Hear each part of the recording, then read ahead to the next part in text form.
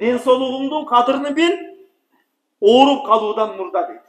Başına bir oğru kelişten aldın, денсаулығыңдың қадірін bil. Әлбетте, денсаулықтың қадірін білген келсе, больницаларда бөлек алмаштырам, түкін алмаштырам, бұндай алмаштырам деп жүрген insanlardan bir сұрасаңыз, денсаулықтың қадірін қаншалык екенін айтып береді сіздерге. Денсаулықтың қадірін білейлі, қадірін білу, әлбетте, дағын айтауыз. Мына ошол илим менен, ибадат менен болот. Аллага шүгүр айтуу менен болот кадырын билиши. Азыр денебиз со, 36 мүчөбүз со болгон учурда көйте билбей калат экенбиз. А бирок мына ошол оорулуу инсандардан сурасаңыз, кане эми бутум басса дейт. Кане эми көзүм көрсө, бир бул ааламды көрсөм дейт. Кане эми ушул кичине бир элге окшоп басып жүрсөм, мына ошол өзү жетет эле, мага чоң бакыт эле дейт канча инсандар. А сиз менен бизге Кудай Таала суратпастан мына ошол денсаулыкту бердиби? Албетте, мына ошол денсаулыктын барында денсаулыктан айрылып калыштан алдын Пайгамбар алейхиссалам айтат, ошол денсаулыктуу мезгилиңди кадырына жет деди. Хадистерде келтирет.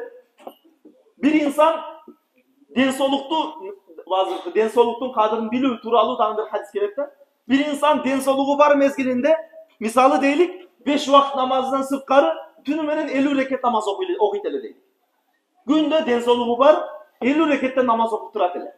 Анан барып bir күн кокустан ооруп калды, жанагы нафил намаздарын окуй албай калды. Күнүнө bir парактан Кур'ан окуйт эле, ал Кур'анды окуганга кудрети жетпей калды. Ошол мезгилде периштелер Кудай Таалага айтат экен: "Я Робби, бул инсан күнүнө 50 рекет намаз окуйт эле. Бул инсан күнүнө bir барак Кур'ан окуйт эле. Мына ошондой жакшылыктарды кылат эле. Бирок ошол жакшылыктардан тыйып койдуң го муну" дейт. Бул орунду берип ушул жакшылыкты кыла албай калды го дейт.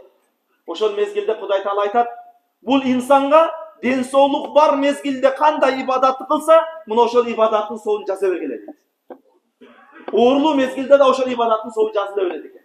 Оору келип калганда дагы жанагы денсаулыгы бар мезгилдеги 50 рекет намаздын, денсаулыгы бар мезгилдеги ошол bir парак Кур'анынын сообу ооруп атып өзү окубайт да, бирок окубаса да жазылып тура берет экен да. Ошон үчүн Пайгамбар алейхиссаламдын хадисинин маанасы ушул. Денсаулыгың бар мезгилде оору келиштен алдын денсаулыгыңдын кадырын бил. Ошол мезгилде ибадат кылып калсаң, эрте бир оору келсе дагы ошонун сообу өлгөнгөчө жазылып тура берет, эгер өлгөнчө оору берилген болсо. Ошон үчүн туугандар, мына ошол денсаулыктын бар мезгилин кадырына жетейли.